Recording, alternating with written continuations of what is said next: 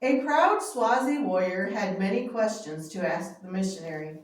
After the missionary finished explaining to him, he tried to persuade him to accept Jesus as his personal savior, but Samuel wasn't ready yet. He backed away from it.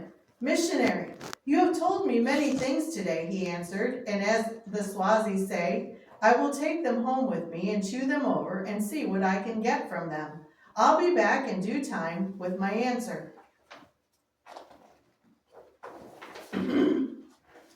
The next Sunday night, when the missionary rose to preach in the little stone church on the mission station, there in the back sat this proud young Swazi warrior.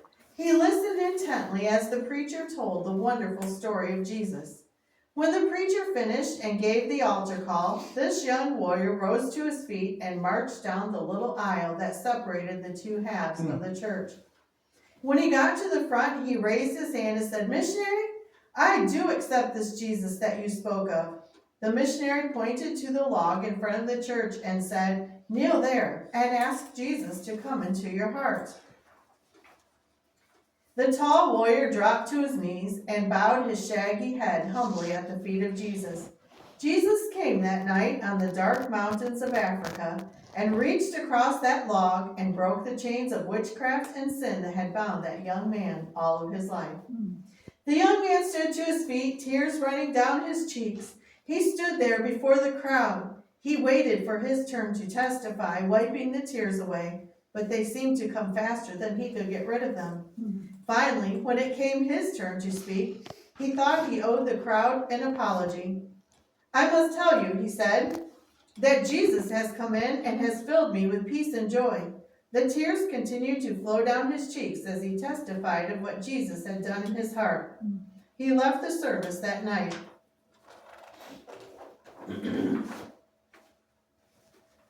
6 miles down the mountain, he told his father, the chief, I would speak to the people. The chief said, you have a right to speak to the people. They rounded up the people, and about noon the next day, the entire village was gathered together. He was asked, what is it that you would say to the people? The once proud young warrior rose before them. He said, Father, first of all, I must explain to you that I have disobeyed you. I have broken the laws of our people. I have been up to the mission station where we were forbidden to go. The God that the missionary told us about as he passed through our villages, he is alive. He is real. I know, for last night I spoke to that living God.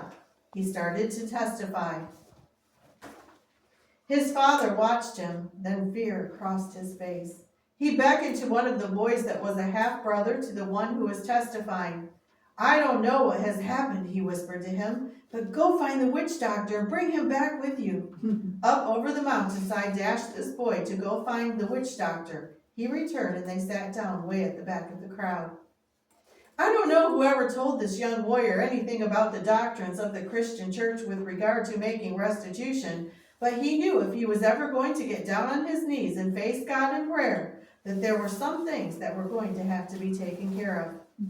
Father, you remember that calf that disappeared 3 years ago that we said a leopard must have killed?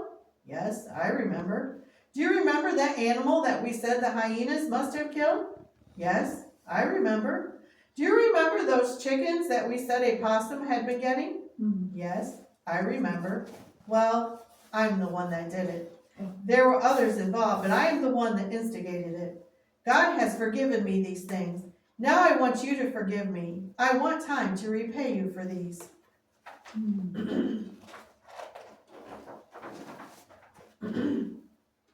The old witch doctor watched. He had never seen anything like this before. This young fellow had fallen under the spell of the missionary. The whole village would have to be re-indoctrinated. Some of the boys were sent to go get a black goat, a goat without a blemish or a mark on it. It was to be a sacrifice to the demons. The blood was caught in a little wooden platter. Every member of this village had to dip his finger in it and touch it to his tongue as a sign of allegiance to the demons to which it had been offered. The meat was cut up and put into a pot. On with the great ceremony they went all through the afternoon. They took up the pegs at the corners of their gardens, re-indoctrinating them against famine and drought. They took ashes from the fire and sprinkled them onto all the paths leading into the village, so that any witch coming that way would have to cross this invisible barrier. On with this ceremony they went. At last, later in the afternoon, the meat was cooked. Now came the greatest part of the ceremony. Everyone took a bite of this meat. They believed that by eating this meat, the demons would protect them. They passed it to each one. They reached this young warrior. He backed away. Oh no, I can't do that. I'm a Christian now. I no longer fear your demons. Neither do I worship them, and I don't fear your witches anymore, and I can't do these things. Father, it seems that I have done something to disgrace my people. He rose to leave. The witch doctor whirled around. No, you can't go. Wherever he goes, the witches will entrance through him. He must be indoctrinated. He must taste this meat. The father turned to some of the boys who were standing there. Grab him, he shouted. They pinned the young man's arms behind his back. They tried to force him to eat a bite. They clenched his teeth and wouldn't take it. He clenched his teeth. Then finally, when they saw he was in earnest, they flung him to the ground. They tried to pry his mouth open. He clenched his teeth.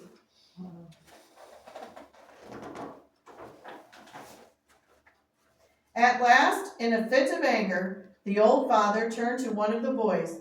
Get the sjambok, he shouted. It is a criminal offense in southern Africa to use a sjambok on a man. They tied him to a long post on the ground. The sjambok was brought. The boys pinned him to the ground. They strapped him down with hides. Then, with all of his fury and anger, the old chief turned on his boy. They brought the whip down across his back and shoulders, blow upon blow. It cut through the flesh, leaving open wounds. Blow upon blow fell upon his unconscious body. The old chief drew back.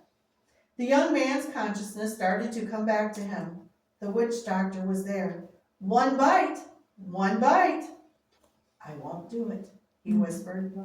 Turn him over, the father shouted. Quickly they rolled him over in the gravel and strapped him down again, and then as the old chief turned to beat him, the second oldest boy, a young man in his early 20s, took the whip from his hand. Let me have it a while. You are old, you are tired.